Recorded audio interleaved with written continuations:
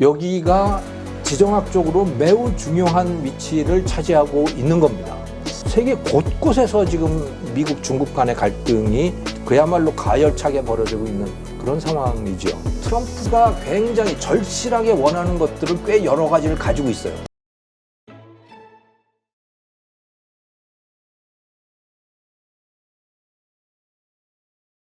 오늘 모신 분은 킹달러의 미래 책 저자시죠? 김정호 교수님 모셨습니다. 안녕하세요. 네, 안녕하십니까. 자, 이제 트럼프가 대통령에 취임을 하는데요. 네. 그러면서 이 세계 각국이 긴장하면서 지금 백악관을 쳐다보고 있다. 이런 뉴스가 전부 헤드라인을 이루고 있는 것 같아요. 예. 얼마 전에도 그린란드를 차지하기 위해서 무력을 사용할 수도 있다. 이런 얘기해가지고 또 파장을 일으켰었잖아요. 네, 네. 일단 이 부분 좀 한번 얘기해 주시죠. 이게 어떤 의미인가? 우리가 중국을 욕하고 시진핑을 욕했던 건 그런 어떤 야욕, 확장 정책 이런 것 때문인데. 그렇죠. 푸틴도 그렇고요. 네, 근데 말대로라면 뭐 미국도 트럼프도 다른 게 없는 것 같아요. 똑같은 거죠. 사실은요, 원래 강대국은 그렇습니다. 그러니까 모든 강대국은 그러니까 호모사피엔스 전 역사를 걸쳐서 보면 강대국의 본질은 주변을 정복하는 거예요. 네. 주변 국가들을 정복하고 무릎 꿇리고 거기 가서 착취하고 하는 게 그게 강대국의 본질이고, 네. 그리고 모든 동물의 본질이죠, 사실은. 강자가 약자를 착취하는 게 그게 동물의 본질인데, 지난 80년 동안 미국이 그러질 않은 거예요. 지난 80년 동안 미국이 세계를 지배하는 게 아니고 세계를 위해서 봉사를 한 겁니다. 네. 그거는 트루만 대통령이 아예 내놓고 얘기를 하거든요, 그거를. 예, 2차 대전이 끝나고 나서 유엔이 설립되는 그런 과정에서 트루만 대통령이 강대국의 책임은 지배가 아니고 봉사다. 네. 세계. 그러면서 미국이라는 나라가 그 이전까지의 강대국들하고는 전혀 다른 행태를 보이죠. 그래서 자기 돈 내서 자기 국민의 돈으로 외국에다가 군대를 주둔시켜서 그걸로 그 나라를 보호해 준 거예요. 네. 이상한 나라였던 겁니다. 이 미국이라는 그동안. 나라가. 예, 그동안. 근데 이제는 안 하겠다는 거죠. 이제는 강대국 본래의 모습으로 돌아가겠다는 겁니다. 네. 그런데 뭐 러시아만큼 가지는 않겠지만 그냥 뭐 무작정 가서 침략하고 그럴 정도까지는 아니라고 하지만, 그래도 뭐 강대국 원래의 모습으로 상당히 돌아가는 거고, 네. 원하는 게 있으면 내가 가져오겠다라고 하는 그런 뭐 야욕을 서슴없이 드러내고 있는 거죠. 네. 그래서 그게 캐나다한테도 그러게 51번째 주. 51번째 주로 들어와라. 스웨즈 운하, 야, 우리가 만들었는데 말이야. 우리가 다시 갖겠어. 뭐 이러고. 그린란드도 그렇고. 근데 그린랜드 다른 거는 그냥 뭔가 약간 정치적인 수사적인 의미 같은데, 그린랜드는 뭔가 직접적인 행동을 할 수도 있을 것 같다는 생각이 들더라고요. 이 그린랜드는 어떤 나라입니까? 굉장히 미국으로서는 굉장히 중요해진 나라입니다. 아, 그래요? 예. 과거에는 별로 중요하지 않았어요. 왜냐하면 얼음 땅이었기 때문에 거기서 어차피 아무도 무언가를 할 수가 없는 땅이었던 거예요. 근데 이제 그것이 녹기 시작하니까 땅이 드러나고 또 바닷길이 열리고 그렇게 되면서 누군가가 거기 가서 뭘 할 수 있게 된 겁니다. 아, 그동안은 그럼 사람이 살 수 없는 지역이었나요? 지금 그렇죠. 대부분 다 얼음 땅이기 때문에 그 인구가 5만 7천 명이에요. 얼마 안 그런데 되네요. 면적은, 여기에 면적은요 216만 제곱킬로미터인데요. 우리 남한 면적이 10만 제곱킬로미터예요. 아, 그래요? 그러니까 22배예요. 엄청 크네요, 예, 땅이. 엄청 큰 땅인데 인구는 5만 7천 명인 거예요. 사람이 살 수 없는 땅인 거죠. 네. 아, 그랬군요. 그런데 이제 얼음이 녹기 시작하면서, 기온이 올라가고 얼음이 녹기 시작하면서 이제 러시아도 여기에 눈독을 들이기 시작했고, 특히 중국이 눈독을 들이는 겁니다, 여기에. 아, 그래요? 여기에 들어오고 싶어 하는 거예요. 그런데 이 지도에서 보시듯이요. 보세요. 러시아나 이게 그린란드가 지금 덴마크 식민지입니다. 아, 그래요? 예, 식민지예요. 예, 요게 그린란드 사람들이에요. 아시아계 몽골계통입니다. 몽골 그러네요. 관정을 갖고 있는 사람들이에요. 어. 우리가 에스키모라고 하는 사람들 있잖아요. 네, 그렇죠. 에스키모예요. 아, 그런데 에스키모라고 하는 그 단어가 날고기를 먹는 사람들이란 뜻이래요. 아 그래요? 예, 그러니까 야만인이란 뜻인 거예요. 그러니까 본인들이 안 좋아해요, 그 말을. 그래서 이누이트라고 지금은 스스로를 부른답니다. 이누이트. 이누이트는 사람이라는 뜻이래요. 우린 사람이다. 예. 그러니까 이누이트족들이 여기 주민의 대부분인 거죠. 그런데 얼음 땅이기 때문에 그 이글루 짓고 살고 그러던 사람들이잖아요. 그러니까 네, 그런 그렇죠. 기후인 거고 거기 사람이 살 수 없는 거예요, 기본적으로. 네. 그런데 그러니까 그 얼음이 녹아서 열리고 나니까 이제 여기에 눈독들을 들이기 시작하는 거고 여기가 지정학적으로 매우 중요한 위치를 차지하고 있는 겁니다. 진짜 뭐 캐나다하고도 가깝고 예. 그러네요. 이게 미국도 사실은 그렇고. 덴마크 식민지인데 덴마크보다도 이 북미 대륙이에요. 딱 붙어 있어요.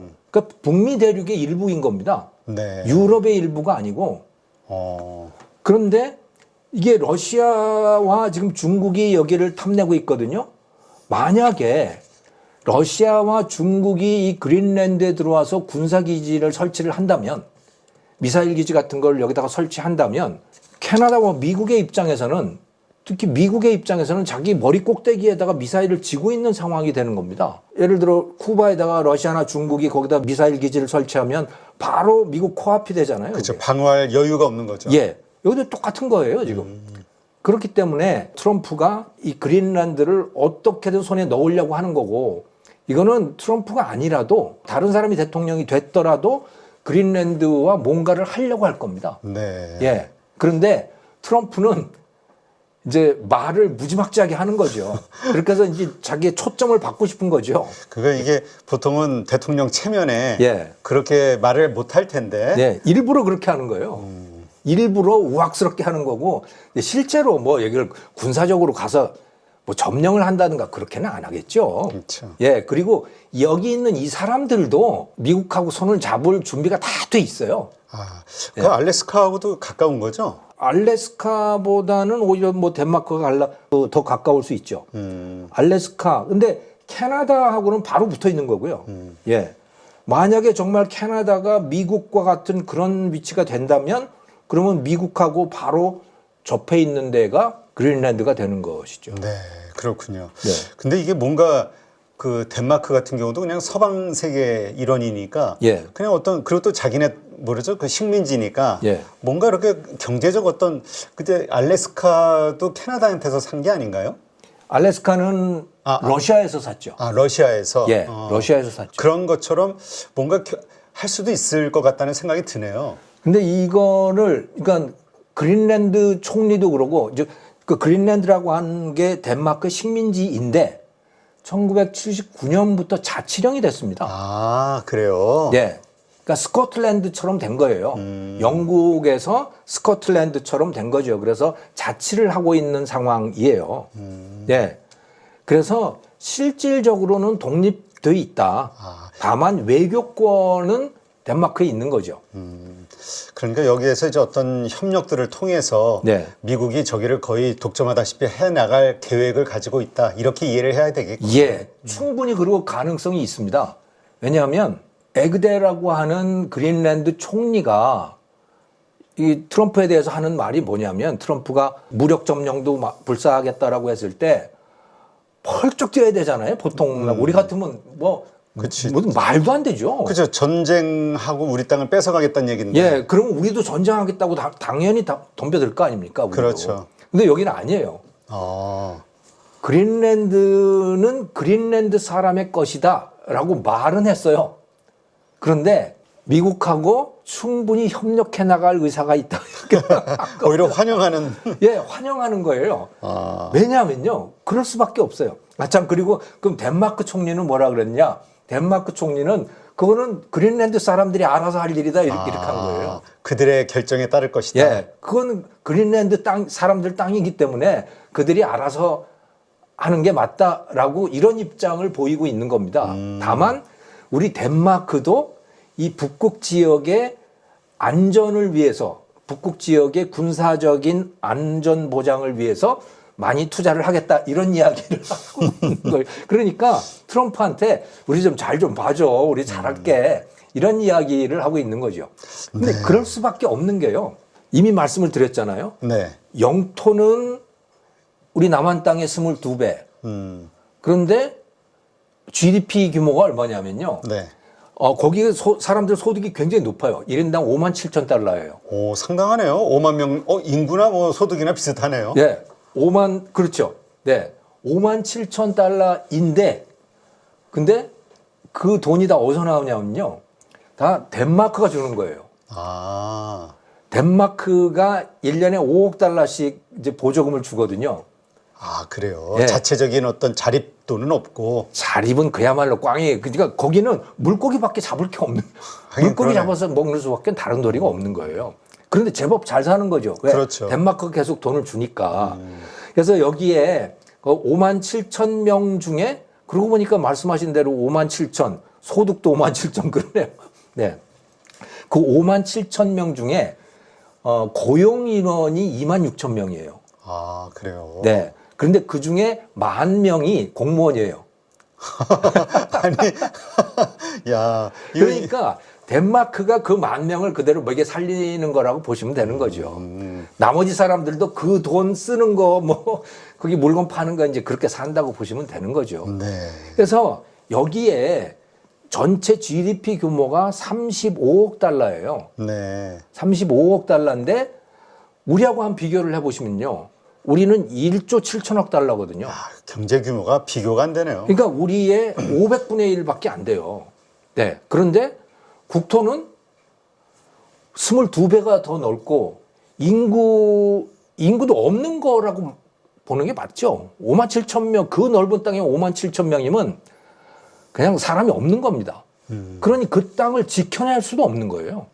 어떤 것도 할 수 없는 상태가 바로 지금 그린란드 사람들의 상태인 겁니다. 네. 그런데 덴마크에서는 너희들이 알아서 하든지 하는 이런 거고 그들의 입장에서는 아무것도 할 수 없는 거고 기술도 없지 뭐 아무것도 없는 겁니다. 돈도 없지. 그러니까 자기들이 만약에 독립을 한다면 누군가의 보호를 받을 수밖에 없는 상황이에요. 네. 혼자서는 도저히 그 넓은 땅을 어떻게 할 수 없죠. 그러겠네요. 진짜 예. 그 누군가가 그 미국도 만약에 거기를 그 어떻게든 뭐 손을 잡는다 그러면 지금 덴마크가 했듯이 거기를 또 먹여 살려야 되는 부양의 의무가 생기겠네요. 그럼요. 먹여 살려야 되는 거예요. 그린란드인 입장에서는 누가 더 우리를 잘 먹여 살릴까 이거 찾는 거나. 그렇죠. 아. 이번 4월에 선거를 하는데요. 선거를 하는데 거기에서 이제 이 독립이라고 하는 이슈가 상당히 중요하게 등장할 수 있대요. 근데 덴마크 입장에서는 또 이 독립하려면 하든지 돈 나가니까. 돈 나가니까 뭐 거기 있다고 해서 뭐 좋은 거 아무것도 없고 그래서 이제 독립이 이슈가 될 수가 있는데 자 그러면 그린란드 사람의 입장에서는 만약에 독립을 결정한다면 독립을 하는 겁니다. 예, 하는데 그러면 이제 여기서 자기들이 결정을 해야 되는 거예요. 누구의 보호를 받을 거냐. 그러게 보호받지 않고 그냥 스스로 자주국 국가가 된다고 하면 네. 먹고 살 길이 막막하잖아요. 수입이 확 떨어지니까. 그거 불가능한 겁니다. 그러면 누군가는 들어와서 거기다 투자하고 일하는 것도 별로 좋아하지 않기 때문에 날씨가 저기 춥죠. 우리가 생각하는 북극 뭐 이런 거겠죠. 북극이죠. 에스키모예요. 그러니까 그렇죠. 옛날에 우리가 알던 거기서 무슨 일을 하겠어요. 추워가지고. 일을 배워본 적도 없고 아, 그냥 나라에서 주는 돈으로 먹고 사는 그런 거라고 보시면 되는 거죠. 그러니까 예를 들어 거기에 누군가 뭐 중국이 들어와서 거기다가 투자를 한다고 하더라도 그 사람들이 거기 가서 일할 그러겠네요. 뭐 그런 처지도 아닌 거예요. 일 안 해도 그렇게 5만 7천 불씩 연간 주는데. 네. 아, 그런 거죠. 그러니까 이 사람들의 입장에서는 이제 누구의 보호국이 될 거냐라고 하는 거 실질적으로 네. 명목상으로는 독립국가를 주장하겠지만 실질적으로는 그러면 누구의 보호를 받을 거냐? 덴마크? 아니면 미국? 아니면 중국? 러시아? 어느 나라가 제일 나을까를 생각을 해보면 미국이 제일 낫죠. 그렇죠. 이러다 진짜 51번째 주로 캐나다가 아니라 그린란드가 될 가능성도 있겠는데요. 가능성은 매우 높습니다. 예, 매우 높습니다. 왜냐하면 스스로 감당할 수 없는 나라이기 때문에. 근데 저희가. 지금 많은 나라들이 뭐 러시아도 그렇고 중국도 그렇고 여기다 뭐 호시탐탐 노린다고 하는 게 자원이 그렇게 많다라는 얘기가 있는데 그건 어떻게 된 얘기인가요? 그런 예. 가치를 지금은 인정을 못 받나요? 아니요, 자원이 많다는 걸 누구나 다 알고 있습니다. 석유, 가스, 석탄, 또 요즘에 히토류가 이제 또 문제가 되고 있잖아요. 중국이 그렇죠. 히토류 수출 규제를 하기 시작하면서 히토류도 엄청나게 묻혀 있대요. 우라늄이라든가 뭐 수많은 그런 히토류 광물질도 묻혀 있는데 그걸 예전부터 다 알고 있었고 얼음 땅인 거예요. 그러니까 아무리 묻혀 있는 걸 알았다고 하더라도 거기 가서 뭘 할 수가 없는 겁니다. 그거를 캐내기 위한 비용이나 장비가 예. 만만치가 않다. 예. 그러니까 연구 보고서 나온 거 보면 미국의 기업들이 텍사스에서 광물 추출하고 석유 추출하고 하는 거에 비해서 아이슬란드나 북극에 가서 하면 2배 내지 3배가 든다고 비용이요. 원가가. 예. 그러니까 채산성이 안 맞는 거예요. 그러네요. 예. 그리고 얼마나 힘들겠어요. 거기 진짜 누가 가서 거기서 일하고 싶어 예, 할 누가 사람이 거기 가서 일을 해요. 그 얼음 그러겠네요. 땅에서. 그런데 이제 그 얼음 땅이 녹기 시작하니까 그 가치가 서서히 이제 올라가기 시작한 거죠. 야, 근데 그건 무서운 얘기인데요. 네. 그 동토의 땅이 네. 녹기 시작했다라는 건 지금 우리 기후가 점점 기후 온난화, 그렇죠. 지구가 따뜻해지고 있다는 얘기잖아요. 예. 그래서 그냥 뭐 그렇게 북극의 그 얼음 땅들이 드러나는 것뿐만이 아니고 이 와인 생산지들이 북쪽으로 다 지금 올라가고 있는 거 아닙니까? 그렇죠. 예전에는 프랑스하고 이 이탈리아 여기서 이제 와인들이 주로 생산이 됐는데 그게 차츰차츰 올라가면서 뭐 독일, 폴란드 이쪽까지도 올라가더라고요. 지금 와인 생산지들이. 네. 그러니까 그 전체 그 맥락 속에 있는 거죠. 이 그린란드라고 하는데도. 그렇군요. 예. 지금 그렇다면 그 과거에 중국도 이 그린란드에다가 해군 기지를 사겠다 버려진 예. 뭐 이런 이야기를 했다고 하는데 네. 그런 중국도 어떤 방식으로인가 이걸 또 얻기 위해서 경쟁에 뛰어들진 않을까요? 당연히 그렇죠. 즉 이 사진을 보시면요. 이게 2017년에 찍힌 사진인데요. 중국이 여기에 가서 인공위성 지상기지 프로젝트를 시작을 한 겁니다. 현재 상태가 어떻게 됐는지는 모르겠어요. 그러니까 2017년부터 이미 이런 일들에 착수를 한 거예요. 예, 그리고 그럴 만한 게요. 이게 지금 그 중국에서부터 이 샹하이에서부터 항로를 보여주고 있는 겁니다. 유럽까지. 네. 네. 화물선이 간다면 어느 정도 거리가 되는가라고 하는 것을 보여주고 있는 것인데 파란색이 기존의 항로예요. 샹하이에서부터 함부르크까지. 빨간색은 북극으로 갔을 때의 항로인 겁니다. 확 좀 줄어드는데요, 노선이? 절반밖에 안 돼요. 아, 그래요? 예. 그러니까 북극의 얼음이 녹아서 북극 항로를 본격적으로 이용을 하게 된다면 그러면 당연히 중국으로서는 엄청난 이점을 가지게 되는 겁니다. 네. 그게 그 중간에 조금만 벗어나면 그린란드가 있는 거예요. 그러니까 북극이 열리게 되면 중국으로서는 이 북극이라는 데가 굉장히 중요한 데가 되는 거고 그리고 거기에 군사기지를 설치할 수 있다면 이거는 미국의 머리 꼭대기에 딱 가서 앉아 있는 거죠. 네. 사실은 중국의 입장에서는요. 지금 미국과 전쟁을 한다고 했을 때 너무 불리한 상황입니다. 아, 어떤 면에서요? 주한미군 기지가 있잖아요. 아, 바로 근처에. 바로 코앞에 미군 기지가 있잖아요. 사실 일본에도 있고. 일본에도 있고, 일본은 좀 멀죠. 한국의 미군 기지는요, 중국한테는 정말 치명적인 거예요. 그런데 그런 걸 자기들도 갖고 싶어 할 거 아닙니까? 그렇죠. 그게 그린란드인 겁니다, 그게. 아, 근데 미국은 저거 못하게 하겠다는 거고. 그러니까 어쩌면 트럼프가 이 얘기를 꺼낸 거는 중국을 막기 위해서 중국의 움직임을 사전에 방지하기 위해서 그렇게 한 거로 봐야 될까요? 그건 뭐 내놓고 하는 소리입니다. 그 스웨즈 운하를 손에 넣겠다는 것도 야 지금 스웨즈 운하를 중국이 운영하고 있잖아 하고 막 그 우기고 있는 거거든요. 사실은 아니에요. 사실은 아닌데 다만 이제 스웨즈 그쪽 파나마 쪽에다가 저 파나마 쪽에다가 투자를 많이 하고 있죠. 파나마 네, 운하에. 파나마 운하. 네. 중국이. 예, 중국이 투자를 많이 하는 건 사실이지만 파나마 운하를 중국이 운영하고 있는 것은 아닌데 트럼프가 그렇게 막 우기고 있는 거죠. 네. 그러니까 다 지금 중국을 염두에 둔 거라고 보시면 되는 겁니다. 거기에 플러스 히토류 광물질 채굴로부터 이익을 보겠다라고 하는 그런 측면도 있는 거고요. 네, 그렇군요. 그러니까 이제 결국은 미중 패권 전쟁의 일환이네요. 연장선상에서 일어나는 현상. 그렇죠. 그렇죠. 뭐 진짜 약육강식의 시대가 된 겁니다. 네. 예. 참 트럼프 대통령 취임하고 나서 미국과 중국과의 그 패권 전쟁이 어떤 식으로 더 가열차게 확대가 될 것이냐 지금 다들 걱정이 좀 큰 것 같은데. 예, 정말 큽니다. 지금 뭐 모든 지역에서 다 그 일이 벌어지고 있는데 지금 그린랜드 북극이 지금 그러고 있는 거고요. 네. 북극이 그러고 남태평양에서도 그러고요. 또 대만 해협, 남중국 해를 둘러싼 또 패권 다툼. 이게 세계 곳곳에서 지금 미국 중국 간의 갈등이 이렇게 뭐 심각해 그야말로 가열차게 벌어지고 있는 그런 상황이죠. 네. 야, 진짜 갈수록 이 중간에 낀 저 두 강대국 사이에 낀 나라들의 입장이 점점 더 곤란해지겠네요. 정말 곤란하지요. 그런데 이게 불행인지 다행인지는 모르겠지만 우리 대한민국이 미국이 원하는 트럼프가 굉장히 절실하게 원하는 것들을 꽤 여러 가지를 가지고 있어요. 아, 그래요? 한국만이 갖고 있는 그런 것이 꽤 많아지고 있는 거죠. 최근에는 뭐 조선소 이야기가 좀 나오긴 했었는데 예. 그 외에 또 뭐가 있죠? 원자력 발전도 그렇고요. 아, 예. 또 반도체도 그렇고요. 왜 이게 절실해졌냐면 중국을 떼내야 되잖아요. 그렇죠. 그런데 제조업 얼마 전까지만 하더라도 전 세계 제조업 그러니까 중국이 세계의 공장이었잖아요. 그렇죠. 그러니까 기본적인 설계라든가 상품 아이디어라든가 그런 것들은 미국과 유럽과 이런 데서 다 짜겠지만 그것을 현장에서 제조하는 건 다 중국 공장들이 만들었단 말이죠. 그런데 그 중국을 떼내야 되는 거예요.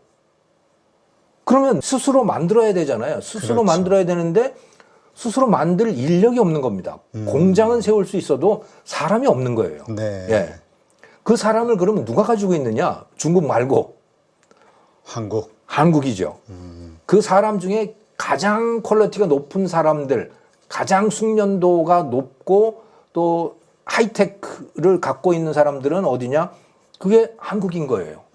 그러니까 미국인들의 입장에서 특히 미국 영토 내에다가 이제 공장을 두겠다라고 하는 입장에서 보면 한국은 정말로 절실한 상대입니다. 네. 한국의 인력이죠. 한국 사람들을 데려가고 싶은 건가? 그러니까 결국 우리가 필요한 거네요. 그러니까 뭐 어떤 일방적인 어떤 그런 감정이 아니라 필요에 의한 한국인이 필요한 겁니다. 일하는 한국인들. 일하는 한국인. 네. 하긴 숙련된 기술자들 참 많죠. 예. 근데 이게 그냥 추상적인 이야기가 아니고 그 조선 산업만 하더라도요. 그러니까 지금까지 우리는 미국의 해군 함정이 부족해서 그래서 해군 함정을 늘리기 위해서 미국이 절실하게 이렇게 한국 조선업을 필요로 하거나 하는 그 정도만 이해하고 있었거든요. 네. 그 수준이 아닙니다. 미국이 중국과 전쟁을 치르려면요. 해전을 치르려면 이건 해군 함정만 가지고 되는 게 아닙니다. 상선단이 있어야 돼요. 왜냐하면 물자를 실어 날라야 그렇죠. 되잖아요. 그런데 지금 미국이 갖고 있는 상선의 숫자가 80척이거든요. 80척. 중국이 5,500척이에요. 이 숫자상으로는 게임이 안 되네. 게임이 안 돼요. 이건 뭐로 보더라도 게임이 안 되는 상황입니다. 그러니까 전쟁을 한다고 생각했을 때는 단순히 해군 함정의 문제가 아니고 기본적으로 화물선, 상선의 숫자가 상선도 최소한 한 500척은 돼야 되는 거예요.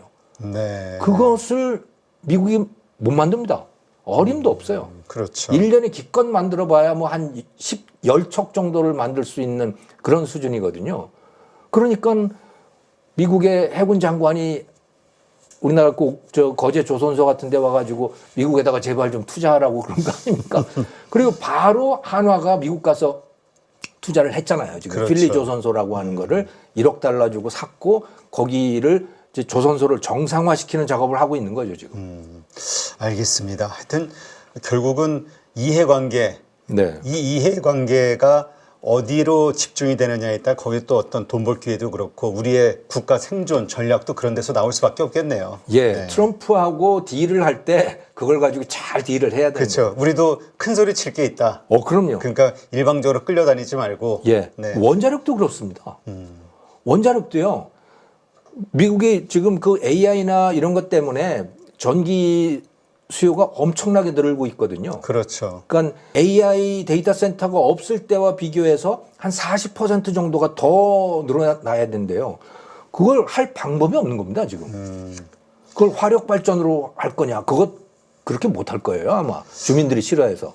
그렇죠. 그럼 원전을 해야 되는데 원전을 만들 인력이 없습니다. 알겠습니다. 하여튼 이러한 것들 감안해서 이제 트럼프 대통령 취임하고 나서 네, 여러 가지로 이제 압박이 오겠죠. 협상을 위한 압박. 네. 거기에서 우리도 일방적으로 끌려다니기보다는 네. 네, 할 소리는 해가면서 얻을 건 또 얻어야 되는 네, 그렇죠. 전략을 좀 써야겠네요. 예. 네. 여러분 지금 계좌 안녕하십니까? 언제까지 물린 종목들 바라만 보실 거예요? 사실 투자라는 게 간단합니다. 올라갈 종목 잘 찾아서 매수할 자리, 매도할 자리만 여러분들이 명확하게 알고 있으면 주식 정말 쉬워집니다. 지금 보유 종목을 잘라야 할지 끌고 가야 될지 고민인 분들 많으시죠? 저도 7번 깡통을 차본 사람으로서 여러분들의 고민이 어떤 건지 다 알고 있습니다. 그래서 제가 여러 번 실패를 겪으면서 일어서게 해줬던 기법들에 대해서 명확하게 알려드리도록 하겠습니다. 2025년 양봉 나온다라고 이야기 드렸는데 분명 좋은 장이 올 거니까 이 기회를 살리시면 좋겠습니다. 딱 8주만 집중하셔가지고 평생 써먹을 수 있는 돈 버는 기법 다 배워가실 수 있도록 만들어 드리겠습니다. 제가 쓰는 실전 기법을 총 8번의 VOD 강의와 16번의 라이브 강의로 모두 담았습니다. 직접 올라갈 종목 찾으실 수 있도록 그 방법을 제가 알려드리겠습니다. 여러분 2025년 저와 함께 돈 벌어보시죠.